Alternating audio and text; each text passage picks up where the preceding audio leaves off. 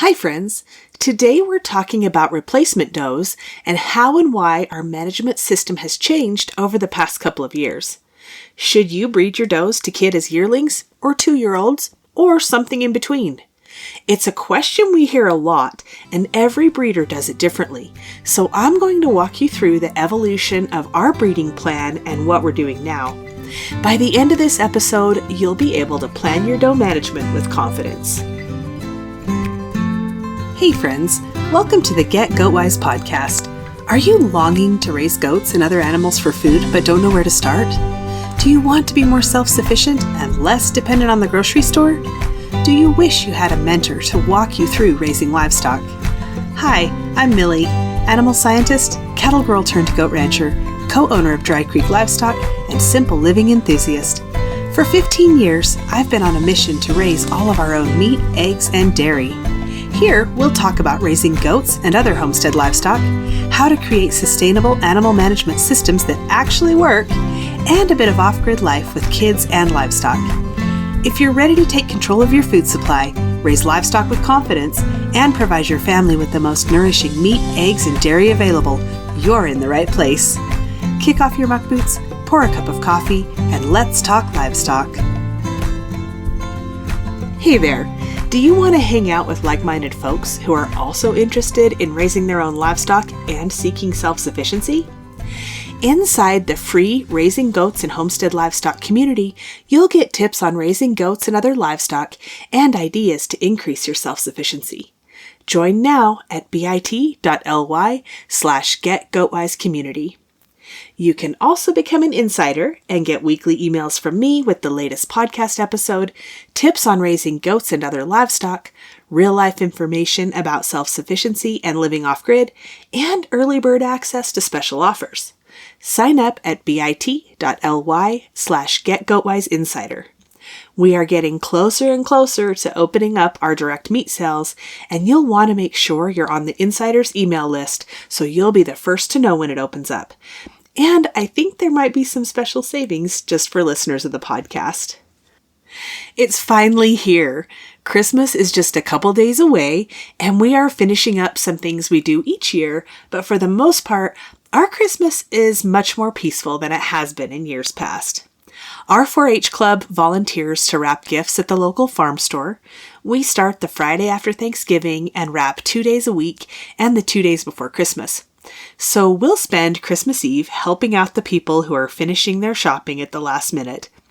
It's a good service project for our 4-H kids, and we earn tips, so it benefits the club in whatever way they decide to spend the money. Many years the kids donate money to a family in need or spend it in a way that serves others. It's definitely a win for everyone, and we're grateful for the opportunity to do that. We'll be doing some baking and cooking up our favorite Christmas treats, though pretty low-key in our tiny living arrangement. One thing we've been doing for years that my kids absolutely love is our Advent tradition. I know we're here to talk about goats, but this is a side note worth mentioning.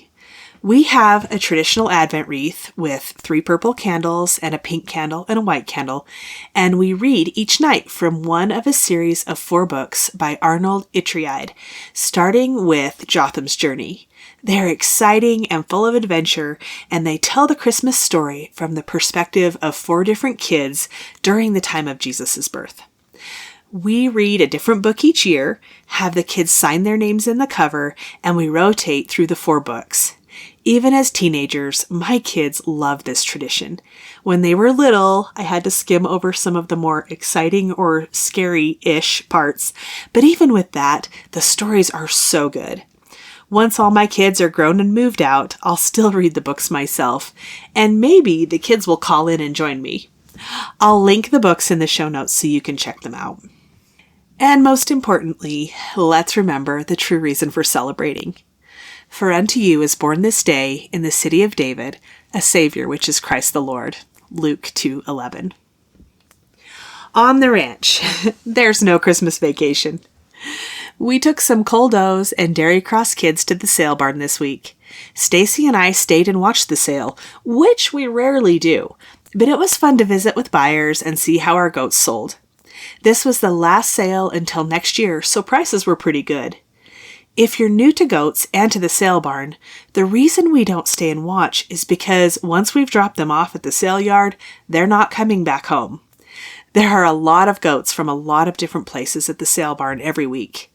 If you bring something home from the sale barn, you need to be prepared to quarantine them for 30 days and also be prepared to deal with some illness and disease.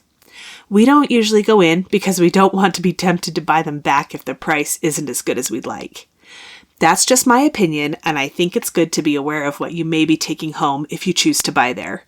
That said, no shade to the sale barn. We need them and we appreciate what they do. Around here, it's chores as usual.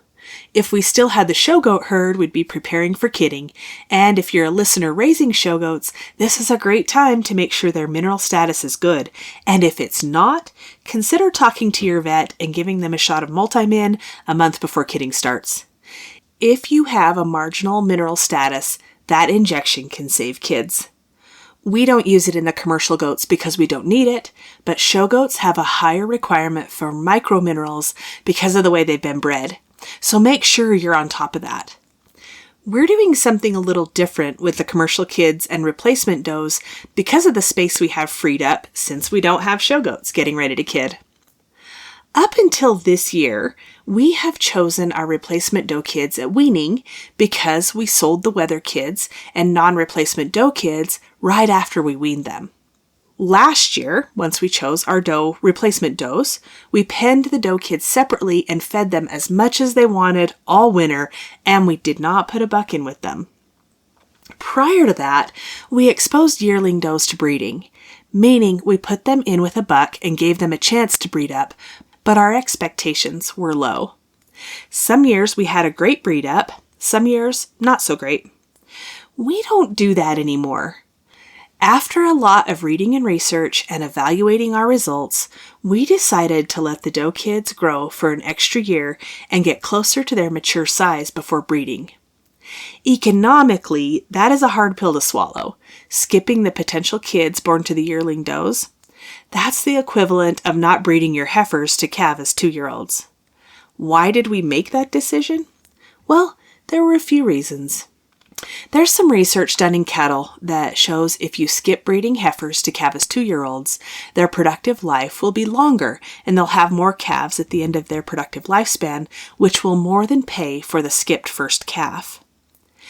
As we looked at the performance of the does that kidded as yearlings, they didn't necessarily follow the typical cattle pattern of low breed up the next year because goats have a lot longer recovery time to bounce back between kiddings on an annual cycle due to their shorter gestation. But the does that had a hard first kidding were more likely to be poor mothers on their second kidding. Maternal death loss was much higher in yearling does than in the rest of the herd.